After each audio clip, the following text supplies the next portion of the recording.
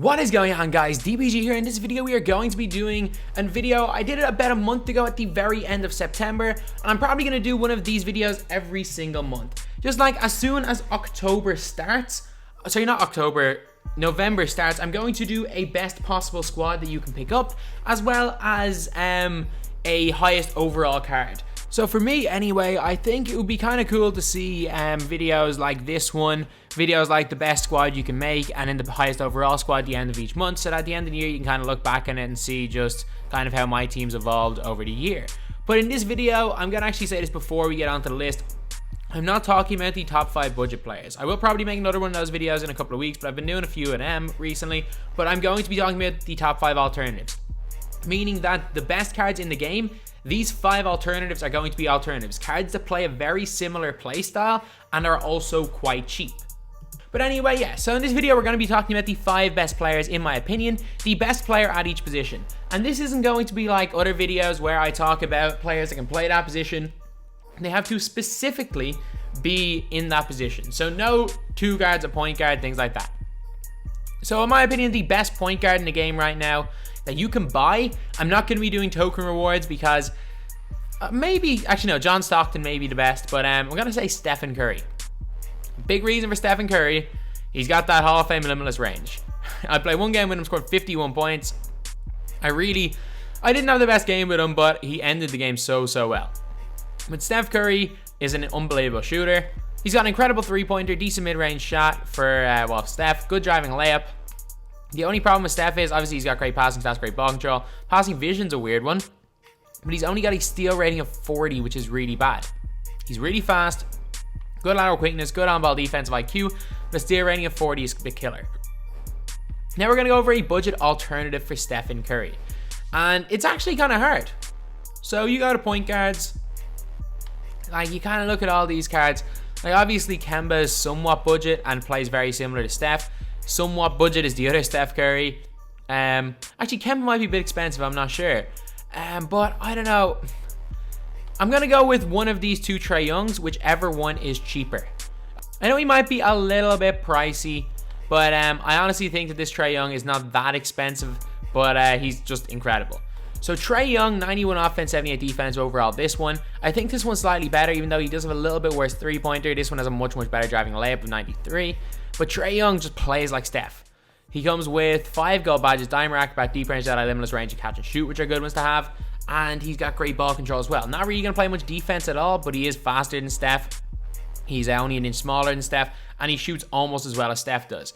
So while this is probably this is by far the most expensive of all the ones in the budget list, and I don't know exactly what price he's going for. At one stage, I know he was like 5 or 6K, one of the Trey Youngs, but I'm hoping that this one's kind of cheap.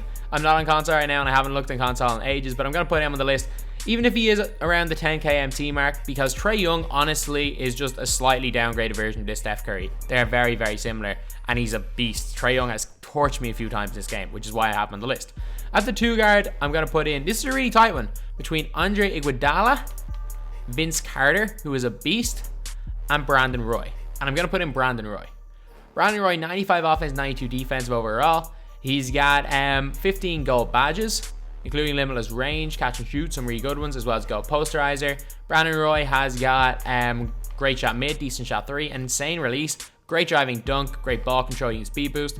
He's also got good speed, ball and acceleration, as well as it being a good defensive card. So Brandon Roy's alternative, obviously when I'm talking about alternatives, I don't mean just the best budget cards. I'm going to be talking about specifically alternatives. And a budget alternative, this is one that I'm not going to say is the best budget 2 guard in the game. The best budget 2 guard in the game is this guy here, Larry Hughes. But a budget alternative, specifically using that word as alternative, to get a similar experience, you got to use Tracy McGrady. T-Mac is 6'8", 86 offense, 82 defense overall. He's got gold posterizer, got a good post fadeaway, decent shot mid, decent shot 3. He's got a great driving dunk. He's got ball control of 86. Well, I have a shoe on him, but with most coaches he goes to 86 ball control. He's got a great block rating, great speed, ball and acceleration, terrible lateral quickness and terrible defense stats, but actually isn't bad on defense. So I think T-Mac will give you a similar enough experience to Brandon Roy, and he's really cheap. Well, he's somewhat cheap. He was really cheap at one stage. I don't know what price he is now. He's like 3K at one stage. At the small forward position, I know there's a lot of decent ones, but the majority of the best small forwards are still token rewards. I'm going to put in Jamal Mashburn. This could be quite controversial, but I really like Jamal Mashburn. Some people hate him. I really, really like this card. 15 gold badges. You can have a look at these. You can pause if you want. But I like his release. Some people hate it. He's got a great driving layup. You got decent post hook and fadeaway. Great shot mid, great shot 3. Great driving dunk. He can speed boost. He's also got decent rebounding, great speed, ball, and acceleration for a small forward. Good lateral quickness. Can defend in the post, can defend on ball. And he's just so versatile. Like, does he have any stats lower? Block and passing vision and standing dunk. He's got 3 stats I think lower than 75. Like, this card is so well rounded. And as a budget alternative at the small forward position, we are going to go with Caron Butler. Caron Butler is, again, a kind of a jack of all trades. Mashburn is more equipped to playing at the power forward position, but Caron Butler is still good. 3 gold badges, 3 really good ones. He's got a driving layup 86, standing layup 92, decent post fadeaway, not a good post hook.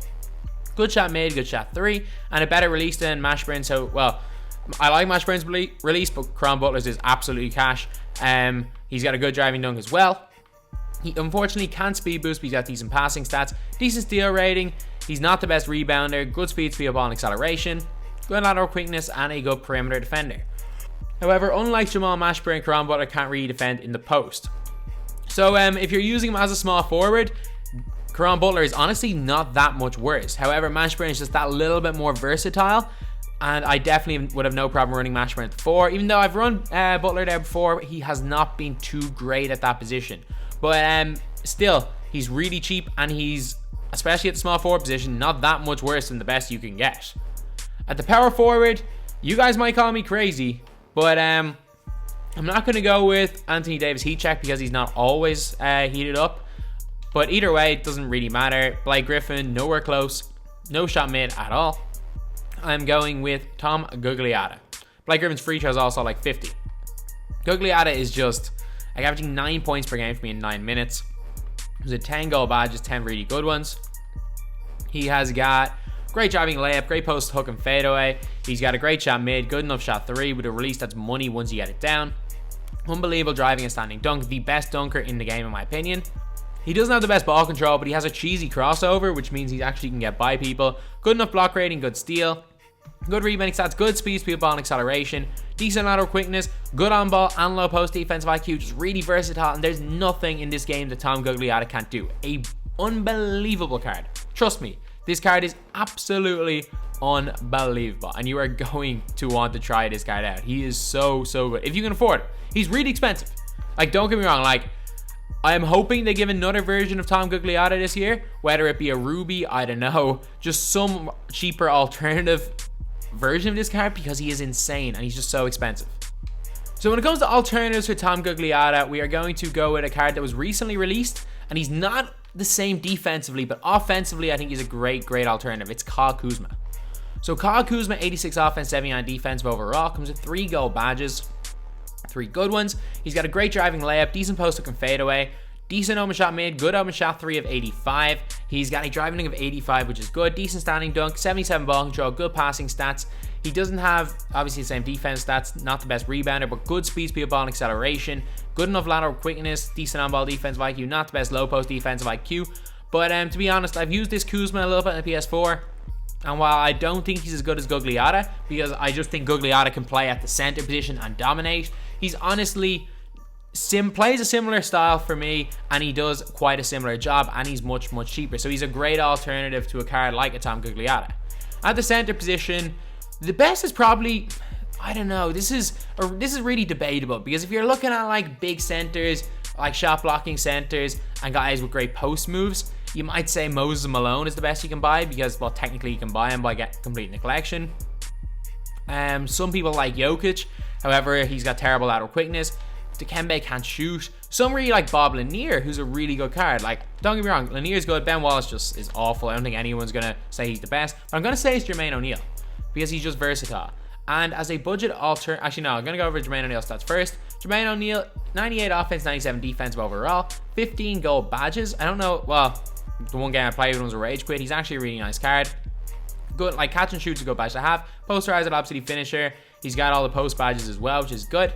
And he's got 95 post fadeaway, 95 post hook, great driving and standing layup, great open shot mid 94, great open shot 3 for a center of 79. If he's wide open, he's cash. A little bit longer release, but not a bad release. Good standing and driving dunk, great free throw of 86 as well.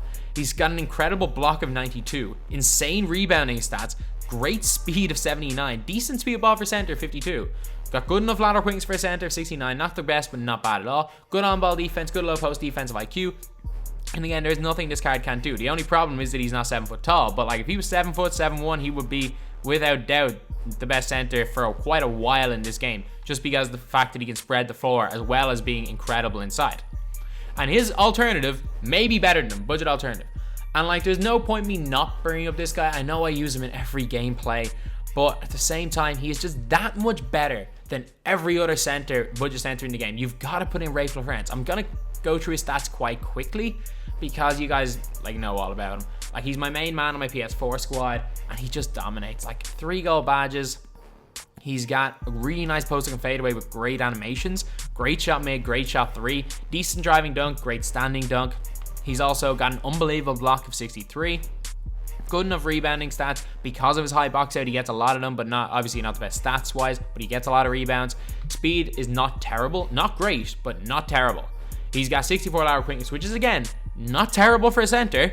He's also got not great on-ball defensive IQ, so he's not the best in the perimeter, but he's got really good low post defensive IQ. And honestly, LaFrentz has got the best big man release in my team right now. Maybe even better. Actually, no, him or Porzingis, one of the two of them. And honestly, he just plays so well. So anyway, that's the video. These are not necessarily the top 5 budget players at each position, the top 5 budget players, because there are definitely players that are better. Like the Larry Hughes card with from the high voltage set is better than this T-Mac. Straight up, he is. There are probably better point guards than Trey Young. Well, I'd rather use T-Mac a point guard than Trey Young. Just specifically as an alternative to Curry, Trey Young is a great alternative.